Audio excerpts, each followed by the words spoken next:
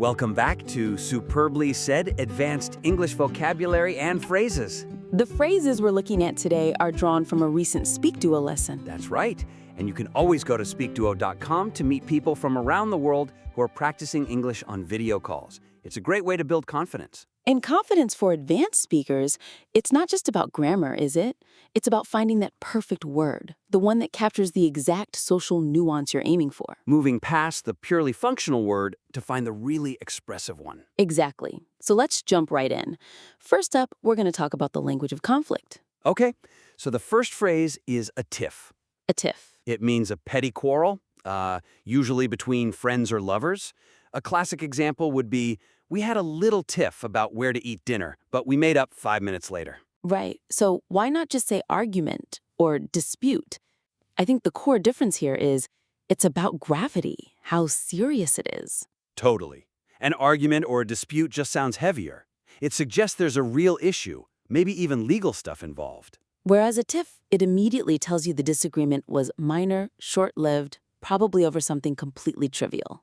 In a work context, you might hear something like, despite their successful partnership, the two CEOs had a public tiff regarding the new logo's color scheme, but it was resolved quickly. And using the word tiff there is so important. It protects their professional image by showing the conflict was just procedural, not a deep personal clash. Exactly. Or, say, in an IELTS answer, I often have a small tiff with my flatmate over whose turn it is to do the dishes, but we never let it escalate. It just perfectly captures that low-stakes, easily resolved feeling. Okay, so from a minor conflict like a tiff, let's move to something much more dramatic. Our next phrase is to kill the vibe. Ah, a personal favorite. It means to ruin the positive mood or atmosphere of a situation. For example, please don't mention the exam results tonight. You will kill the vibe of the party. Right. You could say something like to dampen spirits, but it doesn't have the same punch. No, dampen spirits feels slow, like a gradual decline. But to kill the vibe is immediate. It's total. It's like you've just destroyed the energy in the room with one sentence. Yeah, it's sudden destruction versus slow erosion. And you see this happen in professional settings too, unfortunately. Oh, definitely. Like, bringing up the budget cuts right after the team won the award really killed the vibe of the evening. Oof. Yeah, that would do it. It just sucks all the celebration out of the room.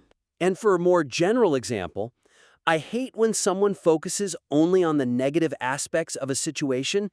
It immediately kills the vibe for everyone else. It's a great phrase for how one person's negativity can just poison the well for everyone. Let's stick with mistakes, but move from social ones to more personal ones. Let's talk about to slip up. Okay. So to slip up means to make a careless mistake, and it often results in accidentally revealing a secret. Ah, the accidental reveal. Exactly. Like, I tried to keep the surprise party a secret, but I slipped up and mentioned the cake. And this is so different from just making an error. An error can sound technical, almost impersonal, like a machine made it. Right, a calculation error. But a slip-up is distinctly human. It's about carelessness, especially when you're talking or dealing with sensitive information. You weren't paying attention for just a second. Yeah, and that 1 second can have huge consequences. Absolutely.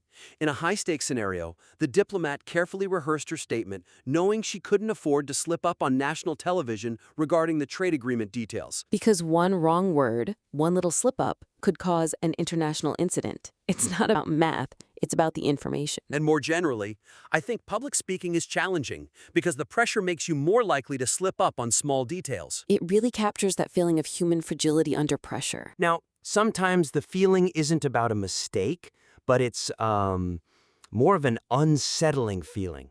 This brings us to creep someone out. the way that doll stares at me really creeps me out. Perfect example. It's that feeling of being uncomfortable, maybe a bit frightened or even disgusted. Yeah, and just saying something makes you uncomfortable doesn't quite get it, does it? Annoy is way too mild? Not even close. To be crept out has this specific flavor of subtle, unsettling fear. It's for things that are strange, unnatural, maybe a bit invasive. Which makes it so relevant now in the digital age. That's so true. In a work context, the way the new smart device predicts my needs before I speak starts to creep me out. It feels like constant surveillance. Yes, that's it exactly. That feeling of being watched, that invasion of privacy, is deeply creepy. Or, in a general sense, I find old, abandoned buildings in the city really creep me out because of the eerie silence. It distinguishes simple fear from that specific, unsettling dread. Okay, from careless mistakes and creepy feelings to careless thinking, let's look at to jump to conclusions? This is a big one. It means making a hasty judgment before you have all the facts. The classic advice is always, don't jump to conclusions. Wait until you hear the whole story. So how is this different from, say, making an assumption? They sound similar. They do, but an assumption can be a useful tool. It can be like a temporary hypothesis you use to move forward while you gather more information. But when you jump to conclusions, you're not planning to test it. Exactly. You've delivered a final verdict, usually a negative one, without hearing the evidence. You've shut down the inquiry. And that premature shutdown can be disastrous in a professional setting. For sure. Let's analyze the quarterly data thoroughly before we jump to conclusions about the revenue drop. We need the full market context. You have to follow the data, not your gut reaction. Right. And as a general life skill, a key skill for solving problems is resisting the urge to jump to conclusions based on limited initial evidence. It's all about intellectual patience, really. Okay, so what happens when a conflict isn't just a tiff, but it's loud and public? That brings us to our next phrase, to make a scene. Ah, yes. When things get theatrical. Precisely. To make a scene means to behave in a loud, angry, or dramatic way in public. You know, like, please don't scream in the restaurant. I don't want to make a scene. The alternative might be to complain loudly, but that misses the whole point. It does. Complaining loudly is just about volume. Making a scene is about the drama, the performance. It's the shouting, the big gestures, the demand for public attention. It's a theatrical display. And that's why, in a professional context, it's something to avoid at all costs. I refrained from complaining about the cold soup because I didn't want to make a scene in front of my prospective client. Because the drama is seen as unprofessional. It distracts from the actual business. And generally, you could say, sometimes people forget their manners in stressful situations and are prone to making a scene rather than handling issues calmly. It really captures that loss of control. Let's talk about things that just keep going for too long. The phrase is to drag on. I think we've all been in meetings that do this. Oh, absolutely. It means to continue for longer than is necessary or welcome. The classic is the meeting started well, but then it began to drag on for hours. And the simple alternative is just to be lengthy. But lengthy is neutral, isn't it? It's just a fact about time. Exactly. But drag on is loaded with negative feeling. It implies tedium, boredom. You can feel the loss of energy in the word drag itself. It's that subjective feeling of time slowing down because you're so bored or tired. Yes, that subjective experience is key. For example, the lecture was informative, but the Q&A session began to drag on, causing the audience to lose focus and checking their watches. The result is that you lose your audience's attention. Or in a more personal setting, while I enjoy family reunions, the annual budgeting discussion always seems to drag on well past midnight. You can just feel the exhaustion in that sentence. Okay, for our last phrase, let's go from a conflict that drags on to one that ends permanently. To burn bridges. This is the language of irreversible consequences. It is. To burn bridges means to destroy relationships or opportunities in a way that you can never go back. The classic career advice, be polite when you quit your job, you don't want to burn bridges. You could just say to end a professional relationship, but that's so sterile. It misses the fire. It misses the destruction. Burning bridges is irreversible. It implies a dramatic, angry exit, like a scathing email, that completely eliminates any chance of a future relationship. It's an act of self-sabotage. So it's not just that the relationship ended, it's how it ended, with fire and smoke, leaving no path back. Exactly. So in a professional context, resigning with a scathing email is a sure way to burn bridges in this tight-knit industry, impacting future employment prospects. You've slammed that door shut and locked it forever. And it's not just about jobs. It is important to remember not to burn bridges with old mentors, as their advice might be invaluable later in life. It's a warning against any kind of short-sighted emotional action that has permanent consequences. So we've covered 8 really powerful phrases today. We have. And now I think it's time to see how well they've stuck. Time for a short quiz. We'll give you a sentence and a scenario, and you just have to choose the best explanation for the phrase. Ready? Let's start with question 1. Tiff. Despite their successful partnership, the two CEOs had a public tiff regarding the new logo's color scheme. What does the word tiff imply about this situation? Is it option A, they entered a formal legal dispute regarding intellectual property? Option B, they mutually decided to dissolve their professional partnership? Or option C, they engaged in a petty, short-lived squabble over a minor detail? Feel free to pause here if you need a moment to think. And the correct answer is option C. Remember, a tiff is all about being small and low stakes. It's a petty quarrel, not a major dispute. All right, number 2. Killed the vibe. Bringing up the budget cuts right after the team won the award really killed the vibe of the evening. Which option best paraphrases killed the vibe? Option A. It officially terminated the scheduled events of the celebration. Option B. It unexpectedly increased the tension between the rival factions. Or option C. It dampened the enthusiastic atmosphere and mood of the moment.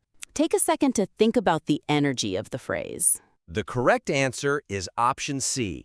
To kill the vibe is all about ruining that positive mood, just completely destroying the good energy. Okay, question 3 is about slip-up. The diplomat carefully rehearsed her statement, knowing she couldn't afford to slip up on national television.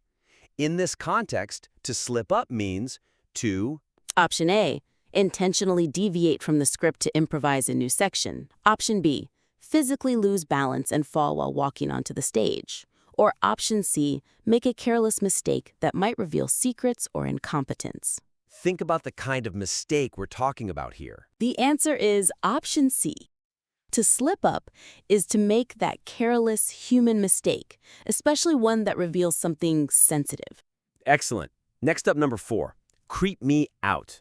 The way the new smart device predicts my needs before I speak starts to creep me out. If the device creeps you out, it... Option A. Overwhelms you with an excessive amount of unwanted data. Option B. Secretly monitors your location without leaving a digital footprint. Or option C. Causes a sensation of distinct uneasiness, fear, or discomfort. Focus on that specific unsettling feeling. And the correct answer is C. To creep you out is to cause that unique, unsettling discomfort, that feeling that something is just not right. All right, halfway there. Question 5. Jump to conclusions. Let's analyze the quarterly data thoroughly before we jump to conclusions about the revenue drop. To jump to conclusions is to... Option A. Enthusiastically accept the initial hypothesis as the absolute truth. Option B. Skip the preliminary introduction and move to the final results. Or option C. Formulate a hasty judgment without acquiring sufficient evidence. Remember the difference between a working idea and a final verdict. The answer is option C. To jump to conclusions is to make that fast judgment without all the facts, closing your mind too early. Okay, question 6. Make a scene. I refrained from complaining about the cold soup because I didn't want to make a scene in the restaurant. What was the speaker trying to avoid? Was it option A, initiating a formal written complaint through the management? Option B, drawing unwanted attention by behaving in a dramatic, loud manner? Or option C, constructing a complicated narrative to explain a simple preference? Think about the public, theatrical nature of this one. The answer is B. To make a scene is all about that loud, dramatic, public behavior that draws unwanted attention. 2 left. Number 7 is drag on. The lecture was informative, but the Q&A session began to drag on, causing the audience to lose focus. When an event drags on, it... Option A, deviates into unrelated topics that confuse the main audience. Option B, becomes increasingly heated due to controversial questions.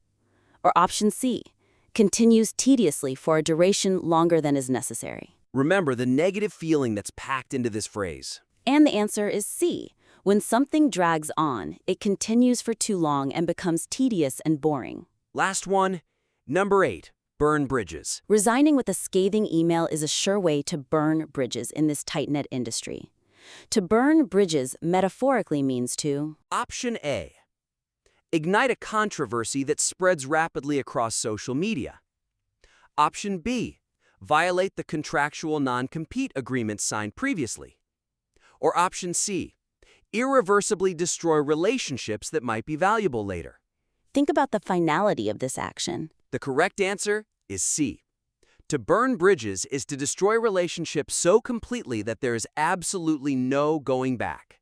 And that brings us to the end. It does. We've covered a tiff, to kill the vibe, to slip up, to creep out, to jump to conclusions, to make a scene, to drag on, and finally, to burn bridges. Using these specific phrases really helps you move beyond just being understood and into the territory of sounding truly fluent and capturing subtle social context. That's the goal. We encourage you to check your email for the daily quiz and podcast review. And of course, keep practicing on SpeakDuo. We'll see you for the next session. Absolutely. Keep practicing. It's the only way to make these phrases your own.